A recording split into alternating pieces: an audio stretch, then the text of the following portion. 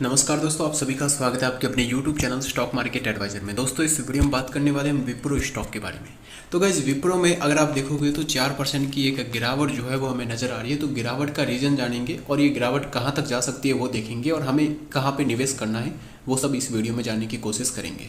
तो गाइज यहाँ पे जो है कि सबसे पहले मैंने आपको 580 के लेवल पर बता दिया था कि एक इंपॉर्टेंट सपोर्ट रेंज है, वो टूटते ही स्टॉक में गिरावट हो जाएगी। तो अभी के टाइम स्टॉक गिर ही रहा है और 537 के लेवल तक पहुंच चुका है और गिरावट के जो लेवल बताए थे वो सभी यहाँ पे लेवल धीरे धीरे करके हिट हो रहे हैं।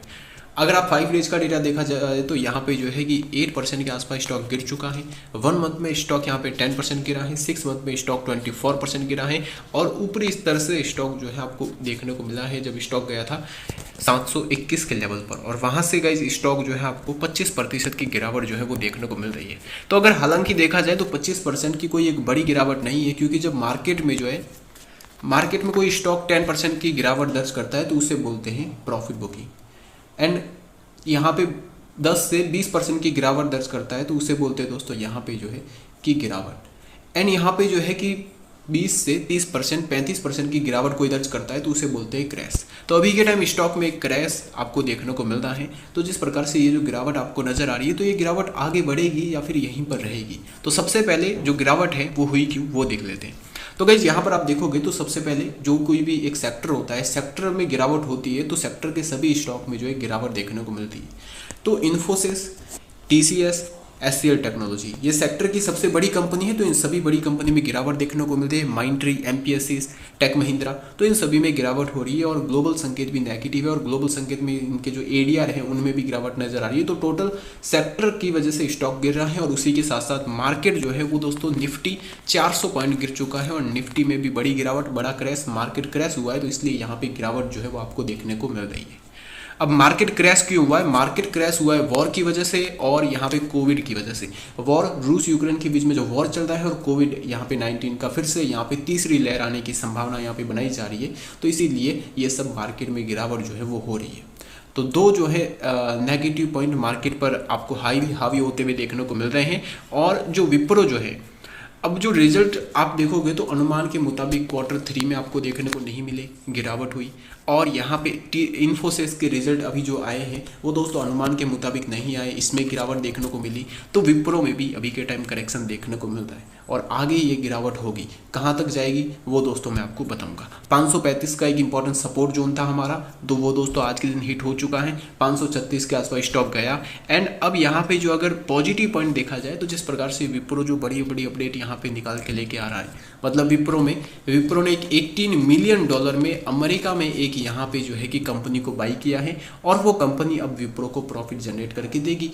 एक बढ़िया कंपनी को बाई किया है तो वो प्रॉफिट जनरेट करके देगी। तो एक बहुत ही बढ़िया बात है, कंपनी अपने बिजनेस को बढ़ा रही है। लेकिन जो कंपनी की बिजनेस को बढ़ाने की जो रणनीति है ये दोस्तों शॉर्ट टर्म व्यू के हिसाब से या फिर मार्केट करेक्शन में, मार्केट क्रैश में और किसी नेगेटिव न्यूज के आगे ये जो है रणनीति काम नहीं आती। ये जो आती है लॉन्ग टर्म व्यू के हिसाब से। लॉन्ग टर्म व्यू के हिसाब से सभी कंपनी बेस्ट है और एक बढ़िया परफॉर्मेंस दिखा भी रही है। तो अब गिरावट हो रही है तो हमें किस लेवल पर खरीदना चाहिए वो देख लेते हैं। विप्रो में अगर देखा जाए तो यहाँ पे पॉजिटिव पॉइंट ये है कि $18 मिलियन में कंपनी ने $80 मिलियन में एक कंपनी को बाई किया है, छोटी सी कंपनी उसको बाई किया है। ये एक पॉजिटिव पॉइंट है जो लॉन्ग टर्म में कंपनी को प्रॉफिट होगा उस कंपनी से। शॉर्ट टर्म व्यू में कंपनी के अगर देखा जाए तो हमें रिजल्ट एंड उसी के साथ साथ यहाँ पे जो है कि अभी के टाइम जो गिरावट हो रही है उसमें मार्केट को हमें देखना बहुत ही जरूरी है, वॉर और उसी के साथ साथ यहाँ पे जो है कि कोविड-19। तो इन सभी को देख कर हमें यहाँ पे जो है अनुमान लगाना है और उसी के साथ साथ यहाँ पे विप्रो का और जो आईटी सेक्टर का उनका सबसे ज़्यादा प्रॉफिट जो है बाहर की कंट्रीज से होता है, जैसा कि यूएस, ग्लोबल संकेत। तो ग्लोबल संकेत भी देखना हमें बहुत ही जरूरी है। अगर अमेरिकन मार्केट गिरता है तो विप्रो की एडीआर, इन्फोसिस की एडीआर में गिरावट होगी और यहाँ पे इंडियन मार्केट में भी वो गिरेगा। तो अब देख लेते दोस्तों इसका जो है चार्ट। तो गाइस यहाँ पे ग्लोबल संकेत जैसा कि सबसे पहले देख लेते हैं जो मेन इंपॉर्टेंट है इंडियन मार्केट के लिए। तो डॉ जोन्स, नेस्डैक और S&P 500 तीनों में इनमें 1% की गिरावट, 2% की गिरावट और यहाँ पे आपको गिरावट देखने को मिल रही है।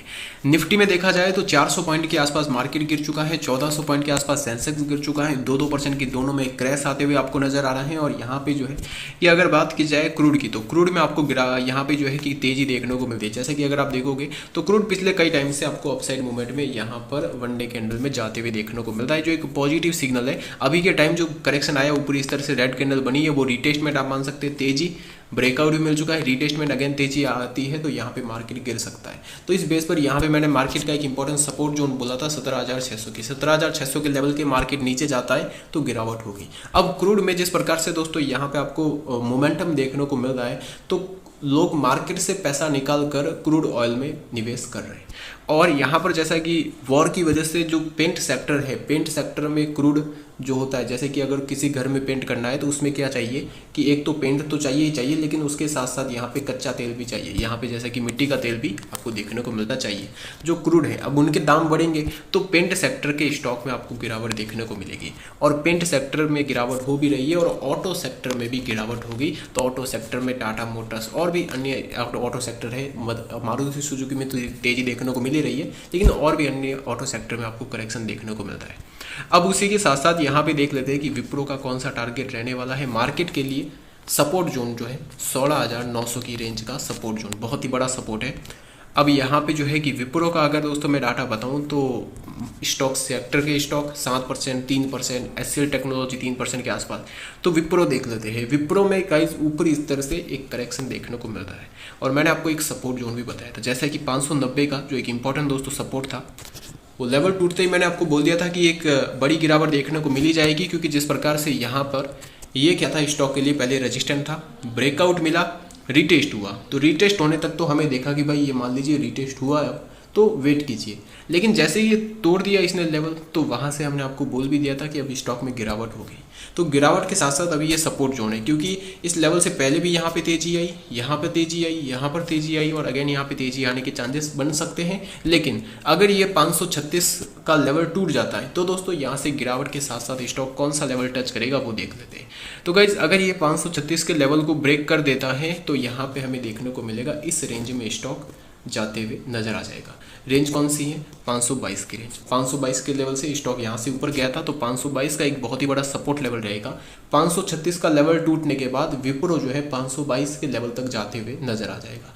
तो ये सब हमें होते हुए देखने को मिलेगा। तो सबसे पहले अगर गाइस यहाँ पे जो है कि RSI लेवल देख लेते हैं कि RSI में क्या मोमेंटम चल रही है। तो यहाँ पर अगर RSI देखा जाए तो अभी के टाइम इसका RSI जो है आपको 30 के आसपास जाते हुए नजर आ रहा है। 27 पहुंच चुका है। जब पहले RSI था तो रिकवरी हुई थी 17 के लेवल के आसपास से, तो यहाँ पे 27 RSI पहुंच चुका है।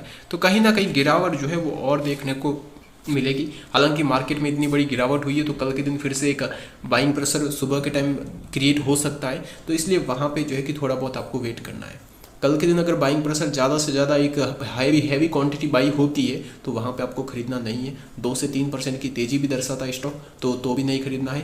1 से 2 दिन का वेट कीजिए, मार्केट को देखिए, न्यूज़ को देखिए, उसके बाद यहाँ पे जो है कि आपको एक दाव लगाना है और हर लो प्राइस पर धीरे धीरे करके खरीदते जाइए, क्योंकि यहाँ पे जो है कि गिरावट में खरीदना एक बहुत ही बढ़िया बात रहता है और बढ़िया स्टॉक को। तो दोस्तों अगर आपको वीडियो पसंद आए तो वीडियो को लाइक करके बेल आइकन को जरूर प्रेस करें ताकि हमारा कोई भी लेटेस्ट वीडियो आपसे मिस ना हो। Thanks for watching friend video.